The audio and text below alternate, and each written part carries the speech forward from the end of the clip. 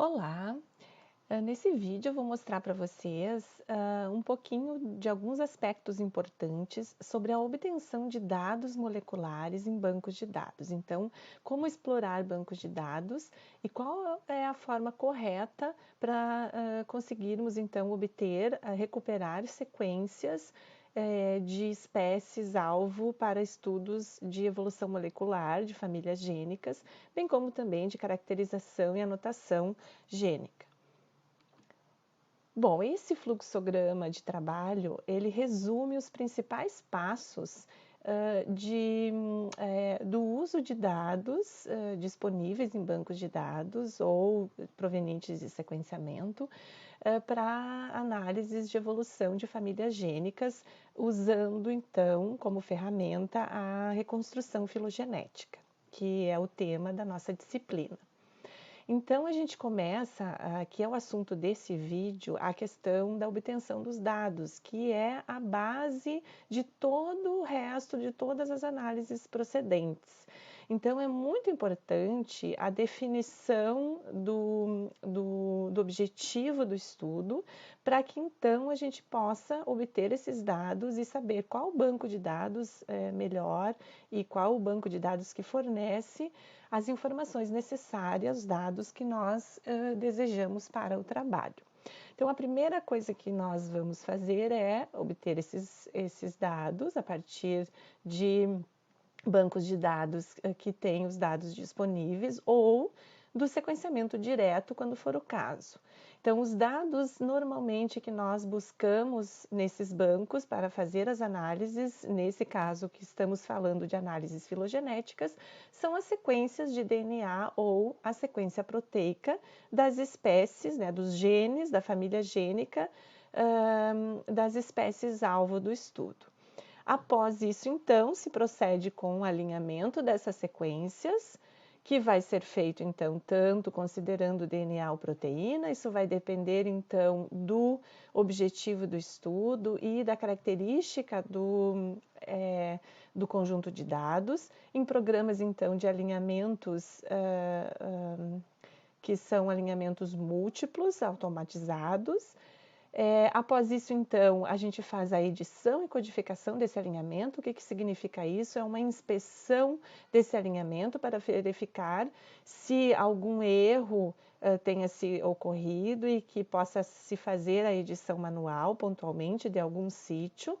E depois a codificação, que a codificação, então, ela consiste da seleção de blocos que são informativos para análise filogenética, porque nem todos as partes da sequência, seja ela codificadora ou a da sequência genômica, ou qualquer sequência que se for usar para fazer uma análise de filogenia molecular, vai conter informações com sinal filogenético que possam ser utilizados. Então, existem regiões nas sequências que não têm uma identidade, uma similaridade suficiente que possam ser usadas e reconhecidas por esses programas.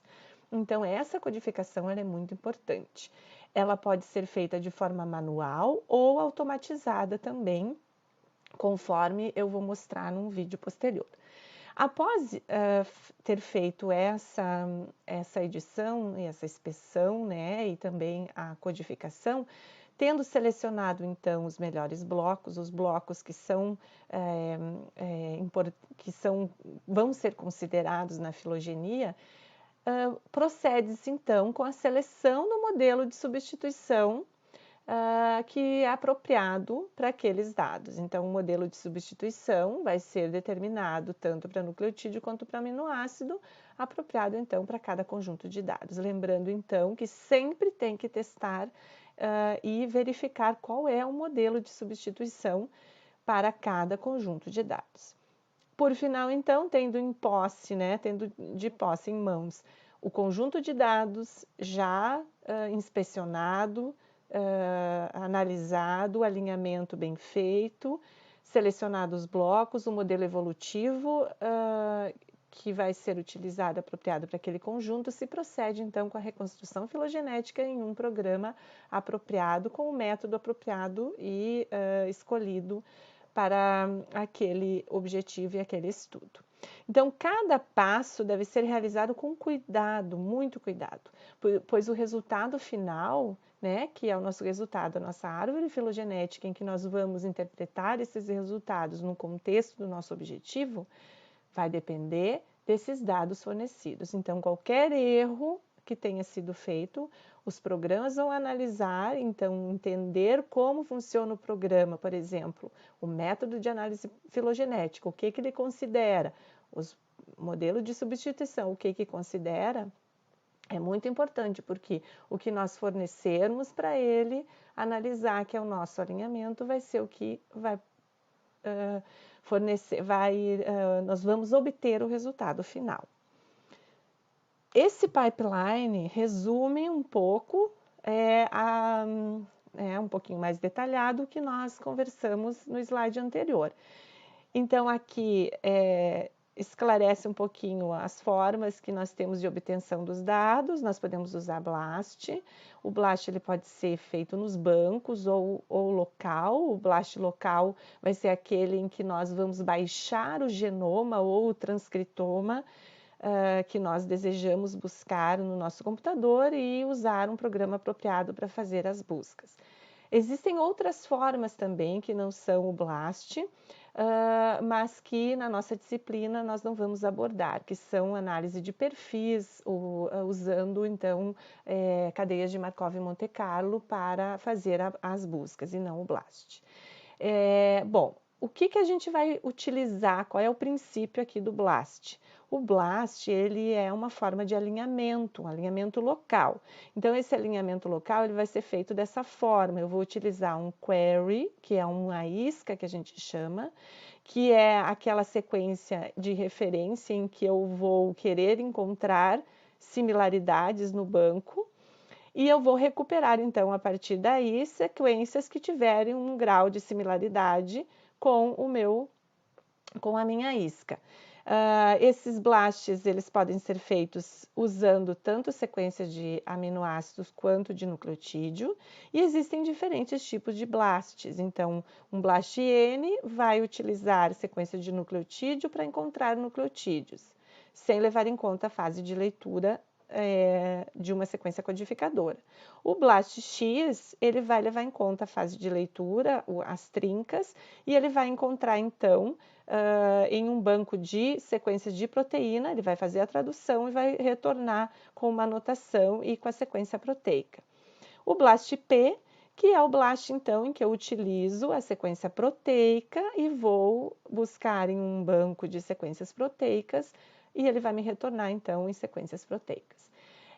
Depois que eu fizer este BLAST, eu vou recuperar, então, as sequências que tiveram similaridade, eu vou avaliar os valores estatísticos, principalmente o score e o valor de E, para ver se essas sequências elas foram encontradas ao acaso ou se elas são potenciais homólogos daquele gene que eu usei como isca.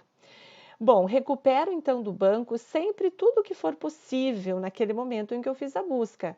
De sequências eu recupero tanto a coding sequence, a sequência proteica ou a genômica, se for o caso então de um gene codificador, das espécies-alvo que eu estou trabalhando, bem como também as outras informações estatísticas, por exemplo, do BLAST, tamanho de proteína, o número de introns, se tem algum domínio conservado já depositado em banco, localização do gene no genoma, se tiver localização cromossômica, se não, a localização do scaffold, porque todas essas análises depois, essas informações, elas podem servir tanto para fazermos algumas análises estatísticas, comparando as sequências da família gênica entre as espécies, quanto também para nos auxiliar na interpretação dos resultados.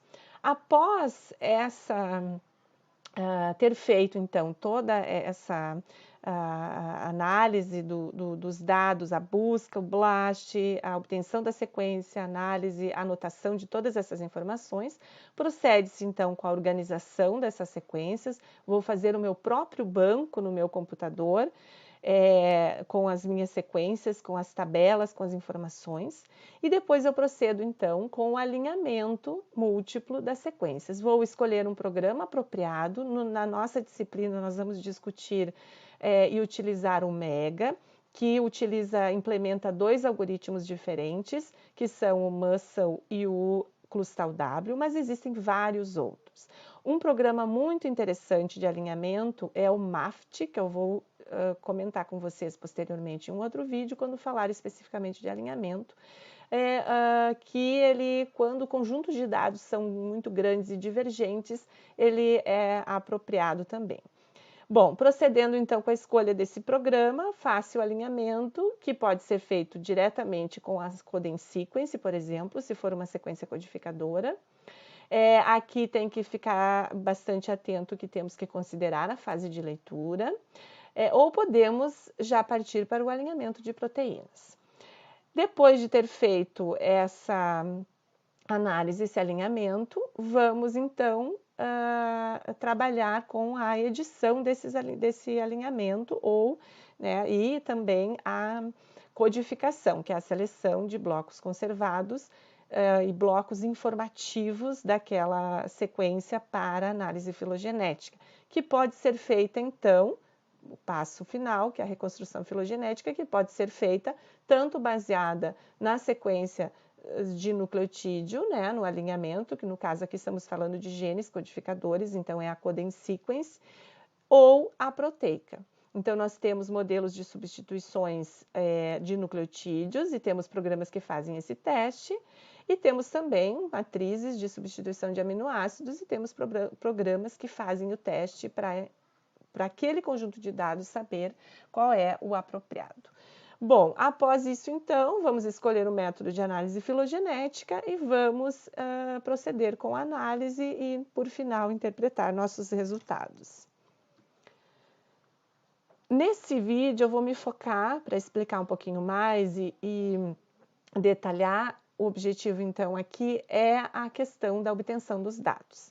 Em vídeos posteriores, falaremos, então, de alinhamentos e também das análises filogenéticas. Então, a obtenção dos dados é uma parte crucial do trabalho. Por quê? Porque aqui ele vai ser feito junto com a definição do objetivo de estudo. Então, eu vou definir qual é o meu objetivo. O meu objetivo é avaliar fazer a análise de evolução molecular ou a história evolutiva daquela família gênica, ou quero fazer uma caracterização de um grupo de parálogos. Então, aí vai definir meu objetivo. E aí, então, é que eu vou entender que bancos de dados eu tenho disponíveis e para aquele objetivo, aonde que eu posso procurar. Então, existem uma infinidade de bancos de dados biológicos. Esses bancos, eles permitem que a gente possa integrar de forma otimizada dados de sequência de DNA, padrões de expressão de genes, estrutura de proteínas, dentre vários outros elementos resultantes de pesquisas efetuadas em um projeto de genoma ou também de transcriptoma. Então, os bancos eles podem ser divididos em 2 grupos principais, os primários e os secundários, que são derivados. Os primários são aqueles que os dados eles são obtidos diretamente do sequenciamento e submetidos por pesquisadores. Então, por exemplo, o GenBank. E o conteúdo ele vai ser controlado pela própria pessoa que submete. Então, o GenBank é um exemplo que ele é banco primário também. O banco de secundário ele vai ser construído a partir de bases de dados primários com padrões resultantes das análises primárias. Então, contendo um conteúdo controlado por curadores, o exemplo NCBI e vários outros bancos. Essa tabelinha aqui, ela mostra alguns exemplos, bancos primários, bancos de dados de genomas, então tem vários bancos que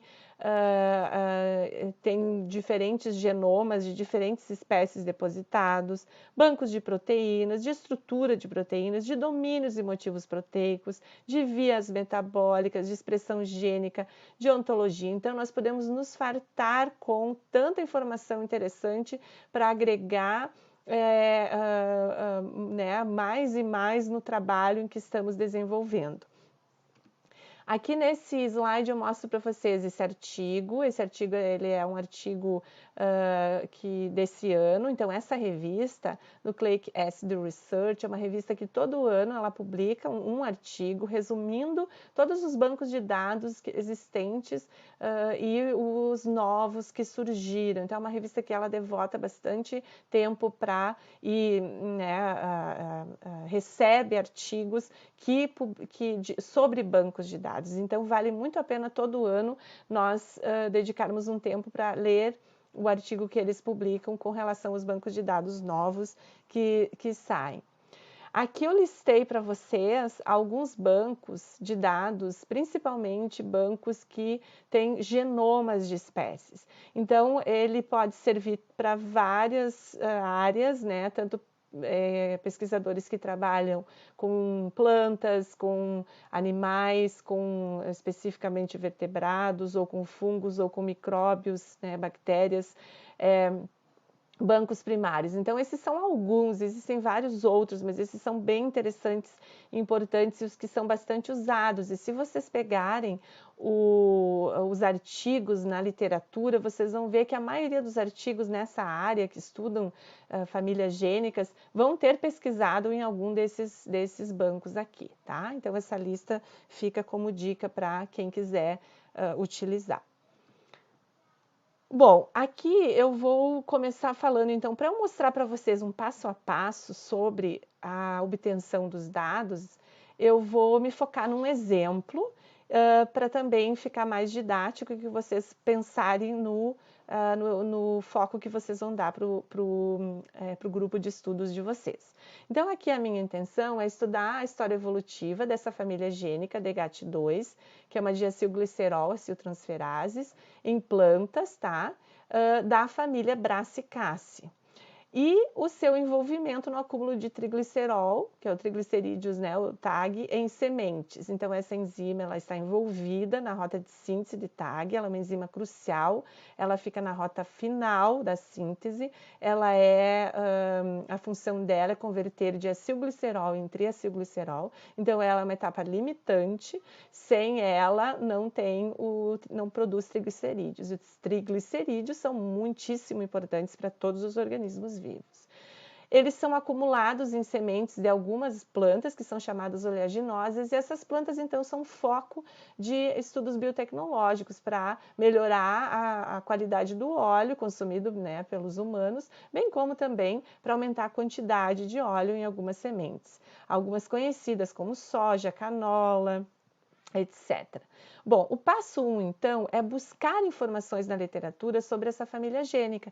Então, eu vou definir, eu tenho o objetivo de estudar essa família, mas o que eu sei dessa família? Eu tenho que buscar o máximo de informações possíveis dessa família, tudo sobre ela, a caracterização molecular, funcional, aonde ela já foi descrita, em que ela está envolvida, qual é a características da sua sequência gênica, né? Então, tudo que eu tiver de informação na literatura, a primeira coisa eu vou buscar. Por quê? Porque eu tenho que definir, então, uma isca. Lembra que eu comentei no primeiro slide? A gente vai usar uma isca ou um query, né? Que a gente chama para fazer o nosso BLAST e identificar, então, recuperar as sequências desse gene das espécies-alvo do meu estudo.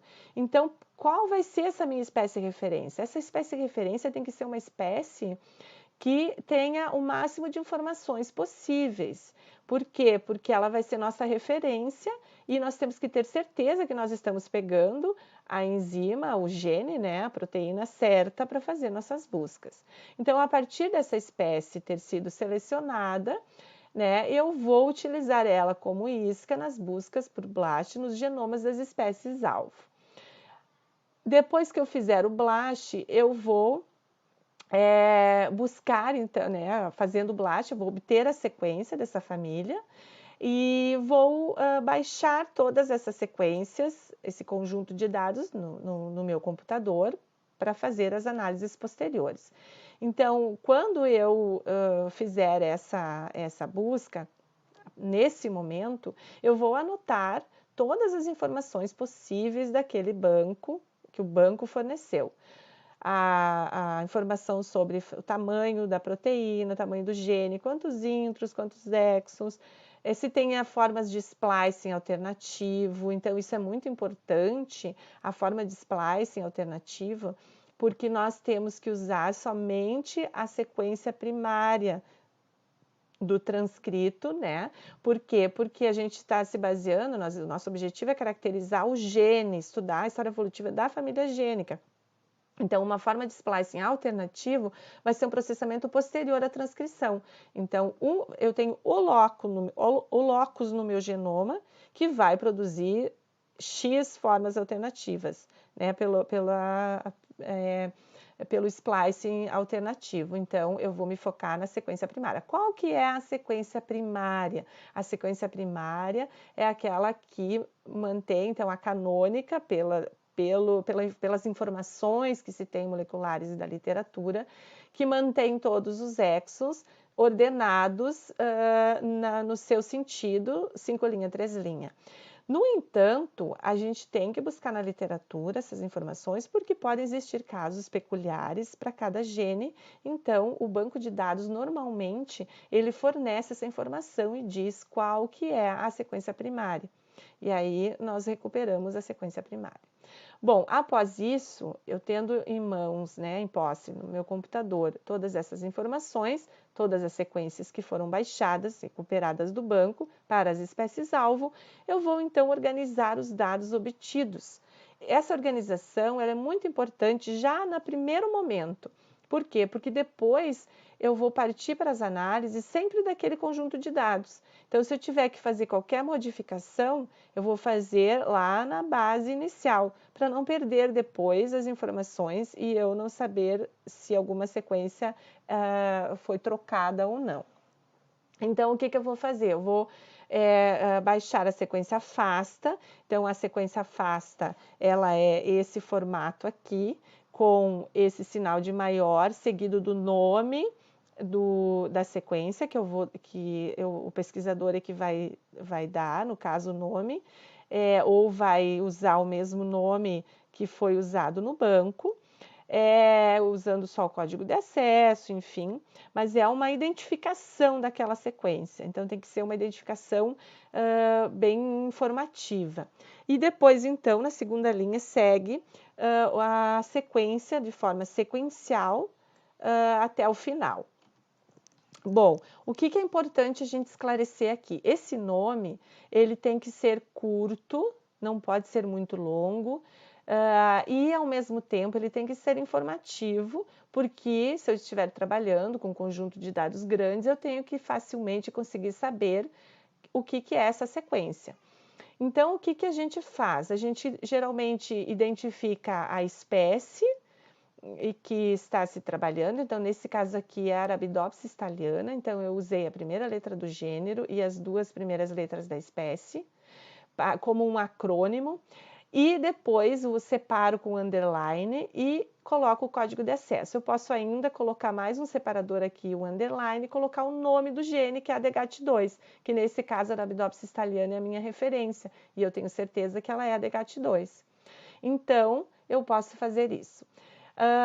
O que eu não posso usar? Eu não posso usar nenhum caractere como hífen, como ponto de interrogação, porque esses caracteres, muitos deles são informativos no alinhamento. Por exemplo, o ponto de interrogação, ele é um caractere que representa um dado faltante, o hífen é o gap, né? Então, eu não posso utilizar esses caracteres no nome, porque alguns programas, nem todos, mas alguns programas vão travar na hora de rodar devido a esse problema e esse caractere no nome da sequência.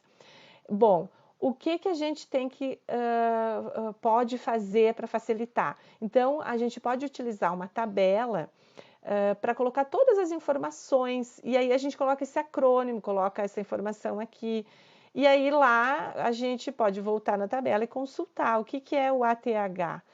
Aqui eu sei que é Arabidopsis thaliana, mas daqui a pouco eu vou pegar várias espécies e vai ter algumas que eu não vou lembrar de cara, mas eu vou consultar minha tabela e vai estar lá. Ok, então, tendo em posse né, tendo feito todas essas etapas, tomado todos esses cuidados, obtendo as sequências, o que nós procedemos então? Aqui eu vou mostrar para vocês a tabela, para vocês terem uma ideia e um exemplo de como organizar. Então, aqui eu tenho o nome da espécie, aqui o meu acrônimo, né? E aí eu posso colocar uma descrição que eu peguei lá no banco, o score, o evalue, o número de acesso da proteína, o tamanho da proteína, se tem um domínio já característico, a localização e N características, né? Aqui o número de introns, e mais características que vocês acharem interessantes que o banco fornece.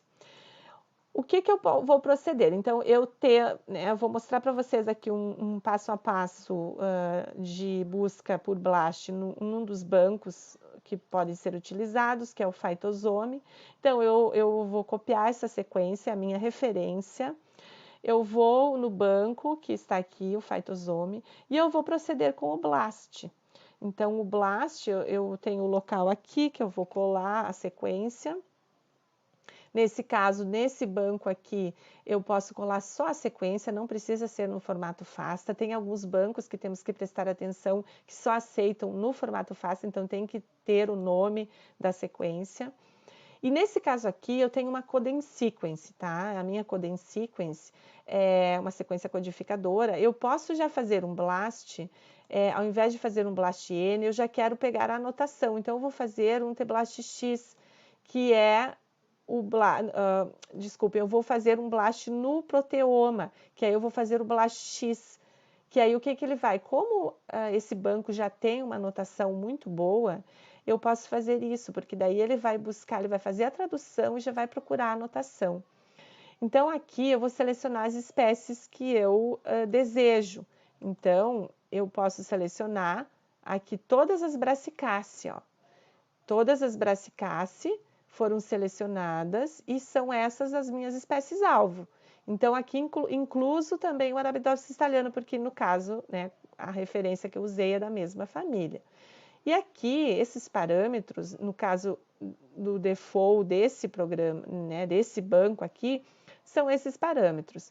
Então, aqui ele coloca um limite de valor de E, vocês podem modificar se vocês têm informações preliminares. Se a gente não conhece muito da sequência, a gente não muda.